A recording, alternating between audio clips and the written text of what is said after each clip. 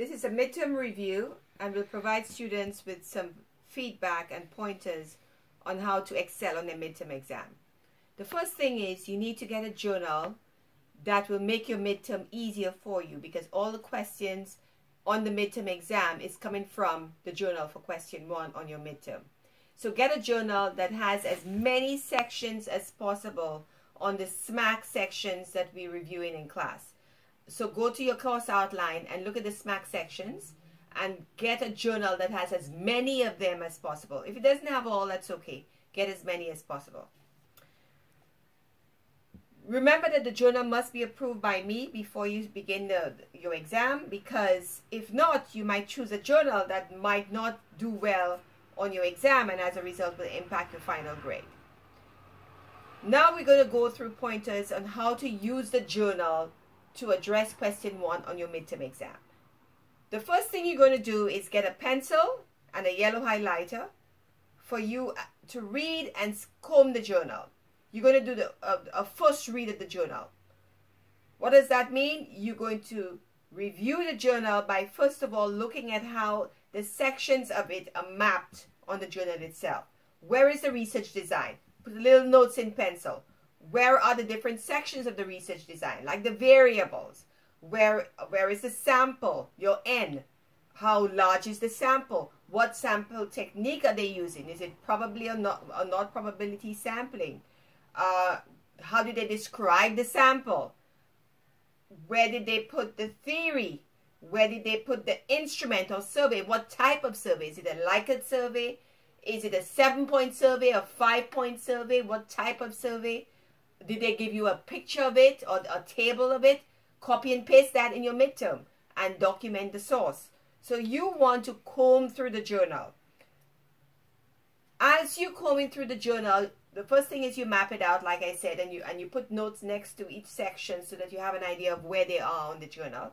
The next thing that you're going to do is you're going to read the first abstract just to get a review of what the journal is about. So the abstract is like an executive summary. It will tell you what the content is in the journal, and it will give you a sense of the organization of it. The next thing is you want to read the subheadings of each section so that you can take notes of where what is. The second thing is you want to start reading the first 2 lines and the last 2 lines of each paragraph as a summary so that you can get a sense and whet your appetite on what the journal is about. So take each paragraph, read the first 2 lines or the first 3 lines, the last 3 lines, so that at least you get a sense of what the journal is about, and you do not focus too much on what you don't know in the journal. Like a lot of you don't like statistics. I don't want you to feel overwhelmed with the statistics. You want to take ownership of the journal. The next thing you want to do is you want to really start zooming in on the different sections of the journal that you have in front of you. So the abstract, sometimes the abstract has a lot of information and it's condensed, but it can give you content that's less wordy. So look for the N in the abstract. Look for the type of research design.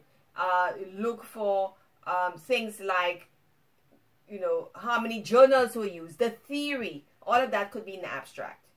In the purpose of the study, the purpose might not be called purpose, or it might have purpose. Or the purpose of the study or objectives might be condensed in the background section of the paper. One of the things you realize is that the sections of your SMAC in the journal might be all over the place. It might not be neat and nice as you're doing in the homework assignments. So you might have to seek it out.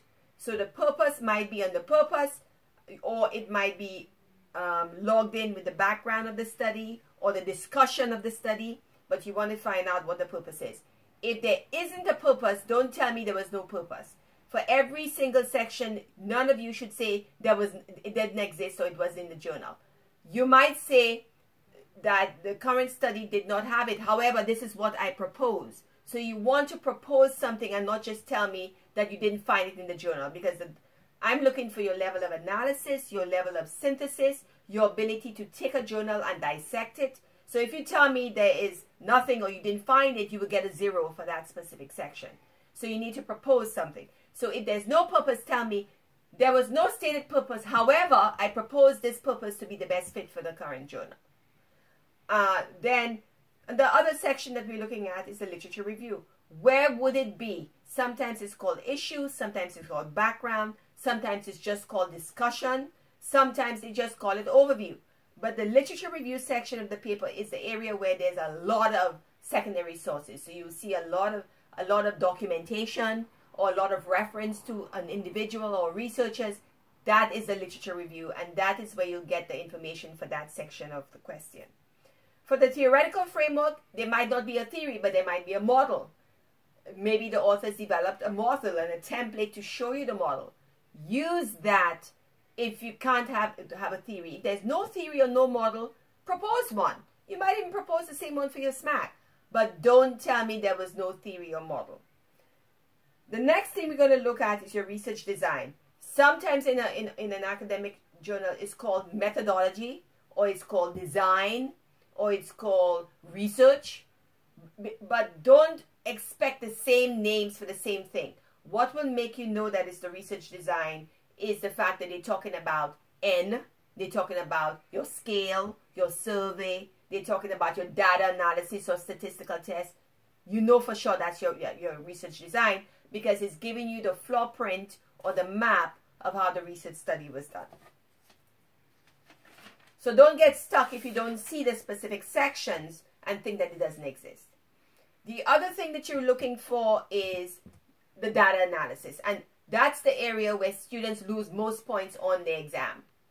You want to copy and paste all the tables with the p-values, with the R, with the N, with the standard deviation.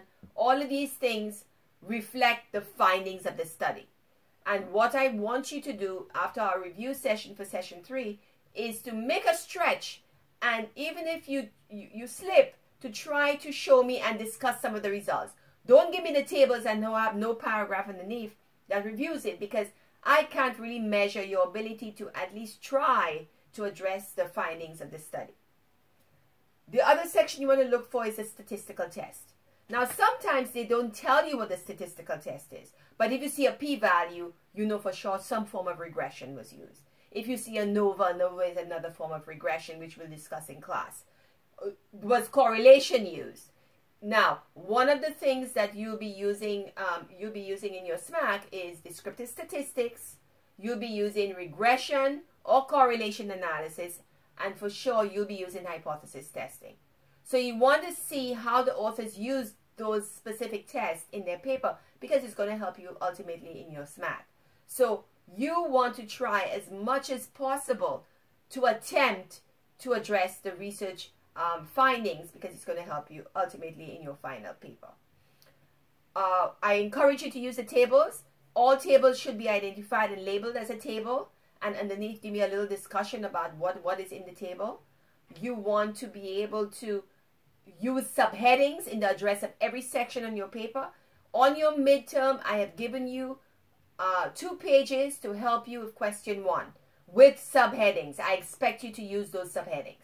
The questions that I'm giving you is guiding you through the exam. So if you want to maximize the points that you get on the exam, you will use the subheadings to organize your work and to keep you on track as to what to address. Students who do not use it normally do not do well on the midterm. So you want to use the subheadings to make sure that you've covered every single section of the exam so that you can maximize the number of points that you have for question 1. Now question 2 is all about your SMAC. It's all about the work in progress assignments that you've been doing for the SMAC.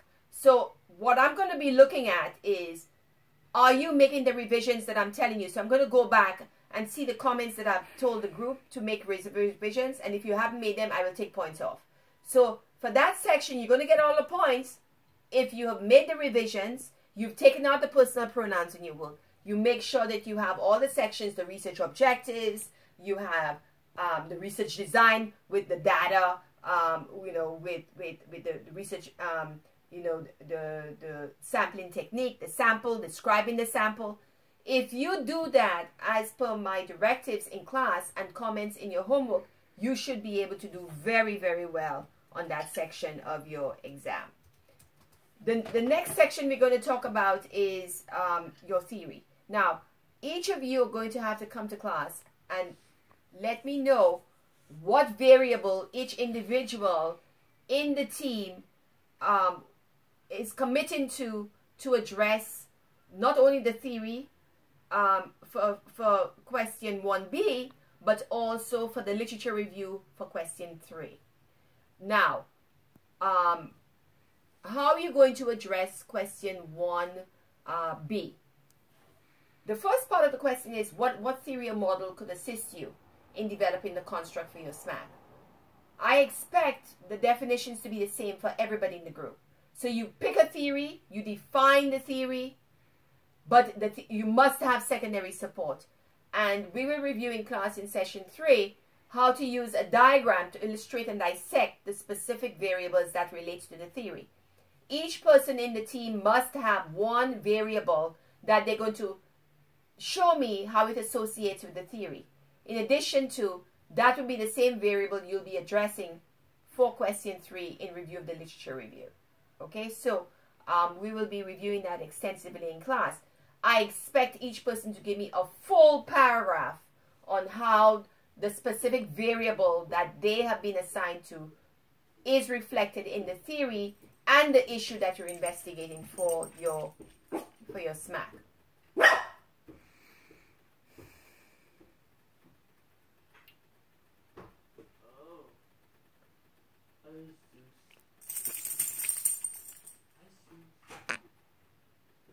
All right, I think this is a good recap and review of the questions on the midterm exam, and I am 100% sure that if you follow my directives, you'll do very well. Question 1B, the problem statement, most of you have been told how to do that. You need to have secondary sources. The variables, we already discussed how to review it in an illustration. I have placed illustrations in Canvas for you to review. I'm giving you a copy of a survey. We reviewed that in class.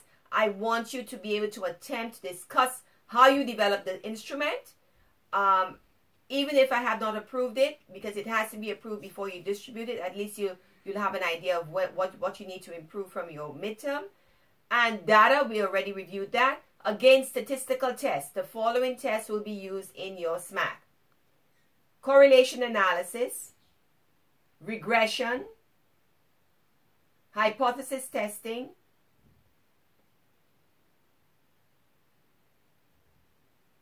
so you need to have all of these in your specific exam, because I need to know if you understand those tests. What I need each person to do is to tell me, what does descriptive statistic do? Mean, median, mode, what is it? The same thing for regression. What does regression do? What does the test do? For hypothesis testing, how do you measure hypothesis testing with a t-test? And with correlation, you want to discuss what is a strong, weak, or no relation. So you want to get documentation. Google it. Google it and document the source. Just make sure it's not Wikipedia.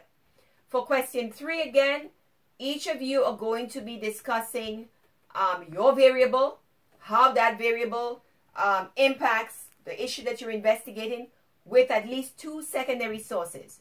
So I'm looking for each individual to have a variable that's theirs. We're going to be discussing that in session 3. Review your class notes and you should be doing fine on your exam. Remember to use subheadings and plan out your exam. This is not an exam that you're going to sit in and do the exam in one sitting. You do a first review, put it down. You do a second review with a highlighter and a pencil to write notes in the margins, map it out, and then your third review is when you're going to tackle your exam. So good luck, and see you in class with questions.